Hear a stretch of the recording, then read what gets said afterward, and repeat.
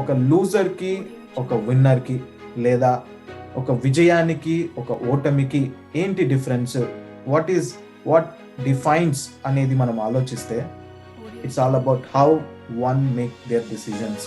వాళ్ళు తీసుకునే నిర్ణయాలను బట్టే వారి యొక్క విజయమా అది లేకపోతే ఓటమా అనేది నిర్ణయించబడుతుంది అనేది మనం చెప్పగలము. Our decisions will decide our destiny. మనం ఏదైతే తీర్మానాలు, ఏవైతే నిర్ణయాలు చేస్తామో అది మన యొక్క గమ్యాన్ని నిర్దేశిస్తుంటుంది. యేసుక్రీస్తు ప్రభుని అప్పగించిన ఇస్కరియోతు యూదాను తీసుకుందాం.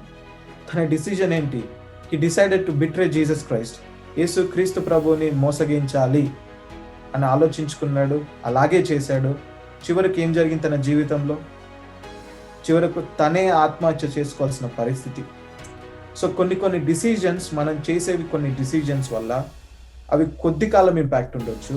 కొన్ని డిసిజన్స్ అయితే మన జీవితాంతం అవి వెంటాడుతూ ఉంటాయి. యేసుక్రీస్తు ప్రభు, our role model, Jesus Christ himself, he made a decision that he wants to do the will of Father at any point of time. ఏ పరిస్థితిలోనైనా, ఏ స్థితిలోనైనా నేను దేవుని యొక్క చిత్తాన్ని చెయ్యాలి అని నిశ్చయించుకున్నాడు. అదే కాకుండా అది మరణమైనా నాకు పర్వాలేదు అనే స్థాయికి వెళ్ళి మరణాన్ని కూడా తీసుకొని తద్వారా ఆయన ద్వారా ఈరోజు మనం ఈ యొక్క రక్షణను కలిగి ఉన్నాము. దేవుని దగ్గరికి వెళ్ళి అడగాలి, దేవా, I want to do your will, I want to do only your will, nothing more, nothing less or nothing else. నేను నీ చిత్తాన్ని బయట కానీ, నీ చిత్తానికంటే ఎక్కువ, నీ చిత్తానికంటే తక్కువ కాదు, కానీ I want to do your will. We need to trust the God who knows our end to beginning. మన ఆది అంతం ఎరిగిన దేవుణ్ణి మనము ఆయననే నమ్మాలి.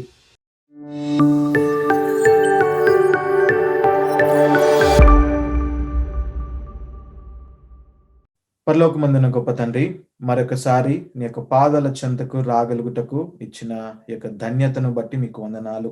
ప్రత్యేకంగా తండ్రి, ఈ యొక్క సమయంలో ఒక ప్రాక్టికల్ టాపిక్ గురించి కొన్ని నిమిషాలు చాలా క్లుప్తముగా కొన్ని విషయాలు నేర్చుకోవాలని ఆశిస్తూ ఉన్నాము. దయతో ప్రభా, మీరు మా మధ్యలో ఉండండి. ప్రభా, అయోగ్యులను, బలహీనులను, నా యొక్క ప్రభా పరిస్థితి మీకు తెలుసు. దయతో క్షమించండి ప్రభా, పవిత్రపరచండి. మీ యొక్క పరిచర్యలో నన్ను వాడుకోండి.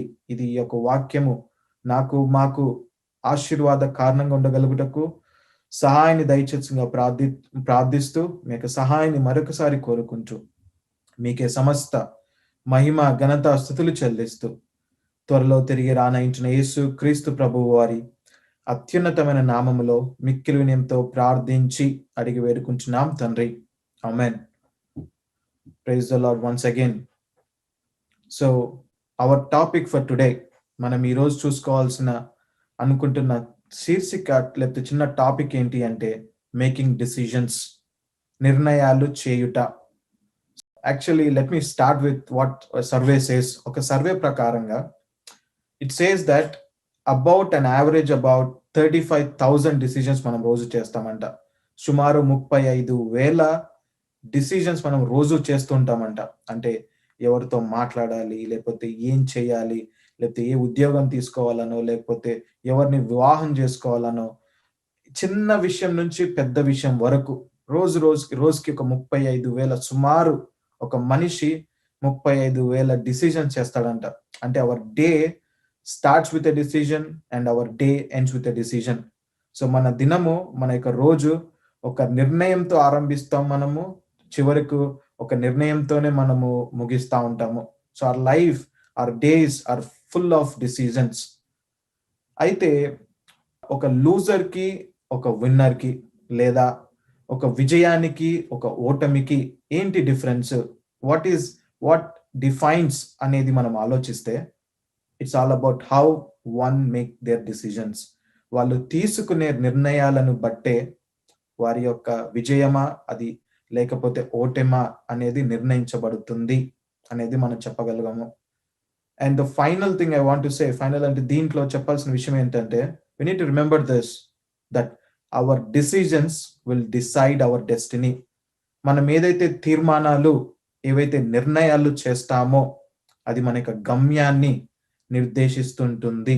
ఈరోజు మనము మొదటిగా ఒకరి జీవితంలో, మన యొక్క వ్యక్తిగత జీవితంలో అతి ప్రాముఖ్యమైన ద మోస్ట్ ఇంపార్టెంట్ డిసిజన్ ఏంటి? దానితో ఆరంభించుకొని, మనం ఎందుకు బ్యాడ్ డిసిజన్స్ చేస్తాము అని ఆలోచించుకొని కొన్ని నిమిషాలు, దాని తరువాత మనము రైట్ డిసిజన్స్, వైస్ డిసిజన్స్ చెయ్యాలి అంటే ఎటువంటి స్టెప్స్ తీసుకోవాలి? Let's see those 5 steps. What are those 5 steps to make wise decision అని చూసుకుందాం. That's what I want to cover today. So మొదటిగా నేను అన్నట్టు, what is that most important decision in our life? In everybody's life, no matter is a క్రిస్టియనా, లేకపోతే ఎవరైనా కానివ్వండి, వేరే అన్యుడా, వారి యొక్క జీవితంలో అతి ప్రాముఖ్యమైన నిర్ణయం ఏంటి అంటే రక్షణ యొక్క నిర్ణయం. The decision about salvation, accepting Jesus to be our personal saviour. యేసు క్రీస్తు ప్రభువుని నా యొక్క సొంత రక్షకుడుగా అంగీకరించుట. ఈ యొక్క అంశంలో, ఈ యొక్క విషయంలో, ఈ యొక్క నిర్ణయం ఏమిటి మనది అనేది మొదటిగా ఆరంభించుకోవాలి మనం. నా decision, if my decision is to accept Jesus to be my personal saviour, my destiny is eternal life. నిత్య జీవము నా యొక్క గమ్యము. అదే నేను ఈ లోకానుసారంగా జీవించి యేసు క్రీస్తు ప్రభువుని నా యొక్క సొంత రక్షకుడిగా అంగీకరించకూడదు అనేది నా నిర్ణయం అయితే, ఇటర్నల్ డెత్, నిత్య మరణము నా యొక్క డెస్టినీ. సో డిసిజన్ ఇస్ ఆర్స్. నా యొక్క ఈ విషయంలో డిసిజన్ కూడా నాదే. ఏమి నా యొక్క decision? Is it to have a secured life, a life with eternity, దేవునితో నిత్యత్వమా నా యొక్క నిర్ణయము, లేక నరకమా నా యొక్క నిర్ణయము? సో ఇది నా యొక్క జీవితంలో అతి ప్రాముఖ్యమైన, మన జీవితంలో అతి ప్రాముఖ్యమైన నిర్ణయము. బహుశా మనం ఈ యొక్క నిర్ణయాన్ని చేసి ఉండకపోతే, what ever I'm going to talk about now will not make any sense to you. నేను మాట్లాడే తర్వాత విషయాలు బహుశా మీకు అర్థం కాకపోవచ్చు, లేదా మీకు అంత అప్లికేబుల్ కూడా అవ్వకపోవచ్చు, right? So this is the first and the major, and whatever you call, the most important decision in our life. I hope that we all have made that decision. ఇప్పటికే మనం యొక్క నిర్ణయాన్ని చేసుకొని యేసు క్రీస్తు ప్రభుని మన యొక్క సొంత రక్షకుడిగా అంగీకరించాము అనుకుంటూ ఉన్నాను, right? And now let us see why we make those bad decisions. ఎందుకు మనము తప్పుడు నిర్ణయాలు చేస్తూ ఉంటాము? మన జీవితాలు మనం పరీక్షించుకుంటే ఎన్నో తప్పుడు నిర్ణయాలు ఉంటాయి. ఏంటి ఆ నిర్ణయం, ఎందుకున్నవి అని క్లుప్తంగా అసలు జస్ట్ ఆ రీజన్స్ మనము హైలైట్ చేసుకొని చూస్తే మనకు అర్థమయ్యే విషయం ఏమిటంటే, మొదటిగా the first thing that we miss is we don't see God's will. దేవుని యొక్క చిత్తం ఏమిటి ఈ యొక్క విషయములో అనేది పక్కన పెడతాం. We don't refer back to scriptures. వాక్యం ఏమి సెలవిస్తుంది ఈ విషయం పట్ల అనే విషయాన్ని పెద్దగా ఆలోచించం. And we become self centred, short sighted. అంటే ఎప్పుడు చూసిన స్వయం ఏంటి, నాకేం మంచి అనేది ఆలోచిస్తూ ఉంటాం. లేకపోతే దూరదృష్టి పెద్దగా ఉండదు మనకి. ప్రస్తుతం నాకేం దొరికితే చాలు, తర్వాత సంగతి తర్వాత అనే ఆలోచనతో మనం ఉంటాం. Or the other reasons can be lack of input, లేకపోతే there is something called analysis paralysis. అంటే మనకు అసలు ఆ యొక్క విషయం పట్ల సరైన అవగాహనే ఉండదు. కొన్ని సార్లు అతిగా విశ్లేషించేస్తాం. దాన్ని ఇంగ్లీష్లో అనాలిసిస్ పారాలిసిస్ అంటారు. విశ్లేషణ వల్ల పక్షవాతం అయిపోతే ఏం చేయలేం మనం చివరికి. కొన్ని సార్లు ఇంపేషెంట్ అయిపోతా ఉంటాం. చుట్టూ ఉన్న పరిస్థితులను బట్టి బాగా ఒత్తిడికి లోనవుతా ఉంటాం. లేకపోతే మనకున్న పియర్ ప్రెషర్, ఇతరులు ఏం చేస్తున్నారు వారిని బట్టి మనం చేస్తూ ఉంటాం. ఇంకొకటి అతి ప్రాముఖ్యమైన విషయం ఏమిటంటే, మనము రాంగ్ డిసిజన్స్ చేయడానికి వి కాపీ అదర్స్. వేరే వాళ్ళు ఏం చేస్తున్నారు, వారి జీవితంలో ఏంటి అనేది తీసుకొని వారిని కాపీ చేస్తూ ఉంటాం మనం, రైట్? సో వాక్యంలోకి ఒకసారి మనం వెళ్ళి కొంతమంది అంటే చాలా క్లుప్తంగా ఎవరు బ్యాడ్ డిసిజన్స్ లేకపోతే రాంగ్ డిసిజన్స్ చేశారు, వాళ్ళు ఏం కోల్పోయారు అనేది ఒకసారి ఆలోచిస్తే, మొదటిగా లోతు జీవితం తీసుకోవచ్చు. తన చూపుకి ఏది మంచి అని కనబడిందో అది చూశాడు, ఆ మార్గంలో వెళ్ళాడు, చివరకు పాపపు నగరం ఆ యొక్క సొదొమ గొమొర్రాలకు వెళ్ళాడు. దేవుని యొక్క ఉగ్రతకు పాలు కావాల్సిన పరిస్థితిలో పడతాడు. కానీ చివరికి అబ్రాము దేవుని ప్రార్థించుట ద్వారా బయటపడతాడు. అది వేరే విషయం. కానీ తన యొక్క డిసిజన్ బట్టి he went after his decision of going after his eyes, what was right in his eyes. తర్వాత మనం ఈసావుని చూస్తాం. తన యొక్క డిసిజన్ ఏంటి? తన యొక్క నిర్ణయం ఏమిటి? ఒక పూట కూటి కొరకు తన యొక్క జ్యేష్ఠత్వం నమ్ముకుంటాడు. బహుశా తన యొక్క జీవితాంతం కూడా తను తీసుకున్న యొక్క నిర్ణయాన్ని బట్టి బహుశా రోధిస్తూ ఉన్నాడేమో. he might be bitter about his decision that he made for his entire life. ఆ జ్యేష్ఠత్వాన్ని కోల్పోయాడు. తర్వాత మనము కొత్త నిబంధనకు వస్తే యేసుక్రీస్తు ప్రభుని అప్పగించిన ఇస్కరియోతు యూదాను తీసుకుందాం.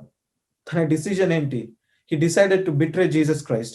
యేసుక్రీస్తు ప్రభుని మోసగించాలి అని ఆలోచించుకున్నాడు. అలాగే చేశాడు. చివరికి ఏం జరిగింది తన జీవితంలో? చివరకు తనే ఆత్మహత్య చేసుకోవాల్సిన పరిస్థితి. సో కొన్ని డిసిజన్స్, మనం చేసేవి కొన్ని డిసిజన్స్ వల్ల అవి కొద్ది కాలం ఇంపాక్ట్ ఉండొచ్చు. కొన్ని డిసిజన్స్ అయితే మన జీవితాంతం అవి వెంటాడుతూ ఉంటాయి. కొన్ని సార్లు మనము తిరిగి మళ్ళీ సమకూర్చుకోలేని స్థాయిలో పడిపోతూ ఉంటాం. రైట్? సో ఇటువంటి డిసిజన్స్ మనము చెయ్యకూడదు అనేది మన ఆశ. And we know that we want to make right decisions. And ఇందాకే మనం చూస్తా ఉన్నాం, వాళ్ళ యొక్క జీవితాల నుంచి కూడా నేర్చుకుని అనేక విషయాలు మనం నేర్చుకోవచ్చు. ఒకరేమో అల్పకాల సంతోషం గురించి, ఇంకొకరేమో వారి యొక్క కంటికి కనిపించిన దాన్ని బట్టి, ఇంకొకరేమో డబ్బుని బట్టి, ఇలా ఇతర కారణాలు బట్టి తప్పుడు నిర్ణయాలు చేస్తా ఉన్నారు. అయితే మన జీవితం ఏమవుతుంది? మనం కూడా ఆ యొక్క కోవలో ఉన్నామా? అది మొదటిది. దాని తర్వాత రెండవదిగా, ఎస్, నాకు మంచి డిసిజన్స్ చేయాలి. I want to make right decisions, but how? This is our question that we already have. మనకున్న ప్రశ్న, ఎలా చేయాలి దైవికంగా అనే ప్రశ్న తీసుకుంటే, మొదటిగా 5 steps లోకి మనకు వెళ్లే ముందు బైబిల్లో చూసుకుంటే కొంతమంది ఒక 2-3 ఎగ్జాంపుల్స్ తీసుకుందాం మనం. ఎవరు మంచి డిసిజన్స్ చేశారు అని. మొదటిగా అబ్రహాం జీవితం చూడొచ్చు మనం. మొదటిగా ఆరంభిస్తే ఆదికాండంలో, is called the father of faith. విశ్వాసపునకు తండ్రి అని ఆయనకు పేరు. ఎందుకు వచ్చింది ఆ పేరు? ఆయన ప్రతి మూమెంట్ ఆఫ్ హిస్ లైఫ్, ప్రతి సమయంలో కూడా ఆయన యొక్క నిర్ణయం ఏమిటి అంటే, I want to obey God no matter what. పరిస్థితి ఏదేమైనా, అది నాకు కష్టమైనా, అది నాకు నష్టమైనా నాకు పర్వాలేదు, but I want to obey God. ఆయన యొక్క ఒబీడియన్స్ని బట్టి ఒక ఇన్స్టెన్స్ తీసుకుంటే మనము, ఒకానొక సమయంలో already he settled in a place, ఒక ప్లేస్లో ఆల్రెడీ సెక్యూరిటీతో అంతా సమకూర్చుకొని అంత అభివృద్ధిలో ఉన్న ప్రదేశం నుంచి దేవుడు వదిలిపెట్టి వేరే ప్రదేశానికి వెళ్ళమంటాడు. God asks him to go to a place where is unknown, completely unknown, but he obeys. We see that how God led him. దేవుడు తనతో ఉండి తనను ఆ ప్రదేశంలో కూడా ఎలా ఆశీర్వదించాడో మనం చూస్తూ ఉంటాం. తన యొక్క విధేయతను బట్టి, ఆ యొక్క నిర్ణయాన్ని బట్టి తను ఒక జనాంగానికే తండ్రిగా మనం చూస్తా ఉన్నాం అబ్రాహాముని. ఈ రోజుకి కూడా ఎంతో అనేక మందులకు ఆదర్శముగా, మనందరికీ ఆశీర్వాదకరంగా అబ్రాహాము జీవితం ఉంది. తర్వాత మనం కొత్త నిబంధనకు వచ్చి యేసుక్రీస్తు ప్రభు యొక్క తండ్రి యోసేపు గారిని గమనిస్తే, he made a simple decision. ఏంటి? ఒకానొక సమయంలో మరియను పెళ్లి చేసుకోవాలా వద్దా అనే ప్రశ్న వచ్చినప్పుడు దేవుని యొక్క మాటను వినటానికి తను నిశ్చయించుకున్నాడు. ఆ యొక్క నిర్ణయం తను చేశాడు. he was unmindful of what it is going to ahead of him. తన ముందు ఏం ఉండబోతుందో తనకు తెలియదు. ఎందుకంటే చాలా మంది వచ్చి చాలా మాటలు అంటా ఉంటారు. He never cared for all those things, but he had only one thing in his mind, that I want to obey. What happened at the end? He is the earthly father of Jesus Christ. యేసు క్రీస్తు ప్రభు యొక్క ఆయన తండ్రిగా ఉన్నాడు ఆయన. And finally, యేసు క్రీస్తు ప్రభు, our role model, Jesus Christ himself, he made a decision that he wants to do the will of Father at any point of time. ఏ పరిస్థితిలోనైనా, ఏ స్థితిలోనైనా నేను దేవుని యొక్క చిత్తాన్ని చెయ్యాలి అని నిశ్చయించుకున్నాడు. అదే కాకుండా అది మరణమైనా నాకు పర్వాలేదు, అనే స్థాయికి వెళ్ళి మరణాన్ని కూడా తీసుకొని తద్వారా ఆయన ద్వారా ఈరోజు మనం ఈ యొక్క రక్షణను కలిగి ఉన్నాము. ఇంకా తన యొక్క జీవితంలో అనేకమైన డిసిజన్స్ చేస్తూ ఉండొచ్చు. మనం బైబిల్ వాక్యం ద్వారా చూడొచ్చు. he decided to encourage people. He decided to endure suffering. He decided to be an example. He decided that he is ఆయన ప్రతి పరిస్థితిలో కూడా ఇతరులను ప్రోత్సహించాలి. ఇతరులను నేను వారి యొక్క కష్టాల్లో నేను వారికి సహాయంగా ఉండాలి. ఇతరులను నీతి కొరకు, పరిశుద్ధత కొరకు నేను కష్టపడినా పర్వాలేదు, నష్టపోయినా పర్వాలేదు, ఇతరుల దగ్గర నుంచి నేనేమి ఆశించను, ఇతరులకు ఒక మాదిరిగా జీవిస్తాను అనే నిర్ణయాలు తను చేశాడు. తన జీవితం ఈరోజు మనకు ఒక యేసుక్రీస్తు ప్రభు వారి జీవితము మనకు ఒక మాదిరి, ఆయన రోల్ మోడల్ మనకి, because of the kind of decisions that he made. Right? ఇప్పుడు మనకు కూడా ఒక ఆశ ఉంది, I want to make right decisions. నేను కూడా చాలా రిగ్రెట్ అవుతా ఉంటాను అనేక సార్లు నేను చేసే డిసిజన్స్ ని బట్టి. But there were many times that we make right decisions. ఒక లెట్స్ సీ దోస్ 5 స్టెప్స్, ఒక 5 మెట్లు ఒక రైట్ డిసిజన్ చేయటానికి ఏమిటి అనేది గమనిస్తే, మొదటి step, the step 1 of this 5 step decision making process is Proverbs. సామెతలు 19వ అధ్యాయము 2వ వచనము. It says like this: whoever makes haste with his feet misses his way. తొందరపడి నడుచువాడు దారి తప్పిపోవును. So the first step from these words is to pause. P-A-U-S-E, pause. తొందరపడకుండా ఆగటం. Whenever we make decisions, it is important that we need to take a step back. We need to pause. We need to avoid making fast decisions. మనము నిర్ణయాలు చేసేటప్పుడు ప్రాముఖ్యమైన విషయం ఏమిటి అంటే తొందరపడకూడదు. చాలా తొందరపడతా ఉంటాం, ఏదో ఇప్పుడే చేసేయాలి అనుకుంటా ఉంటాం. This is very true in especially in youngsters, because I see that in my own life. నా జీవితంలో చూస్తా తొందర, నాకు ఇప్పుడంటే ఇప్పుడు కావాలి, దాని గురించి ఎక్కువ ఆలోచించము, వేచి ఉండము, దానికి ఒక అడుగు వెనక్కేసి ఆలోచించము ఎక్కువగా. So the first step is to pass. తర్వాత రెండో step, the second step in this 5-step decision making is Psalms 119:105. సామెతలు 119:105. ఆ వాక్యము మనందరికీ బాగా పరిచయమే. నీ వాక్యము నా పాదములకు దీపమును, నా త్రోవకు వెలుగై ఉన్నది. your word is a lamp to my feet and a light to my path. So దేవుని వాక్యము మన యొక్క పాదములకు దీపంగా ఉంది. సో సెకండ్ స్టెప్ ఏంటి అంటే టు రీడ్. రెండో స్టెప్ ఇస్ టు రీడ్. ఏం చదవాలి? To read the word of God. వాక్యం ఏమి చెప్తుంది? I want the direction of God through the word of God. దేవుని యొక్క వాక్యము ద్వారా దేవుని యొక్క నన్ను ఏ మార్గంలో నడిపిస్తున్నాడు అనేది దేవుని యొక్క వాక్యం ద్వారా మనం ఎరగాలి. It is very essential that we need to take God's decision in every situation of our life. ఎప్పుడైతే వాక్యపు వెలుగులో మనం నడుస్తామో, ఎప్పుడైతే వాక్యము మన యొక్క జీవితాలకు ఒక వెలుగుగా, ఒక దీపముగా ఉంటుందో, we will walk in light. We will walk in light. So మనం చూసిన 2 స్టెప్స్, మొదటిది టు పాస్, రెండోది టు రీడ్, మూడోది సామెతలు 15:22. Proverbs chapter 15 verse 22. It says like this: ఆలోచన చెప్పువారు లేని చోట ఉద్దేశములు వ్యర్థమగును. ఆలోచన చెప్పువారు బహుమంది ఉన్న ఎడల ఉద్దేశములు దృఢపరచబడును. Without counsel plan fails, but with many advisers they succeed. So the third step is that we may ask. మనకంటే జ్ఞానులు, ఆత్మీయులు, వయసులో పెద్దవారు, వారి యొక్క అడ్వైస్, వారి యొక్క ఆలోచన మనం వినాలి. It is very important for us to seek counsel. We should get that reliable source, input from a reliable source. It can be a friend, it can be our parents, it can be a pastor in a church, it can be a mentor, it can be a youth counselor. But it is very important that we get their input. చాలా ప్రాముఖ్యమైన విషయము వారి యొక్క ఆలోచన వినటం. చివరిగా నాలుగోదిగా లూకాసు వార్త 22:42. లూకాసు వార్త 22:42. దాంట్లో యేసుక్రీస్తు ప్రభు యొక్క ప్రార్థన ఉంటుంది. ఏం ప్రార్థిస్తాడు ఆయన? He says that not my will but your will be done. నా చిత్తము కాదు, నా ఇష్టం కాదు, నీ చిత్తమే సిద్ధించును గాక అని ఆయన ప్రార్థిస్తాడు.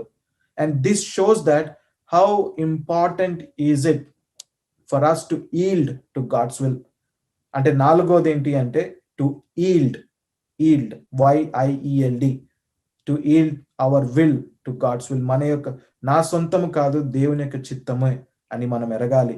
We should pray that we may be at a position that we will say that.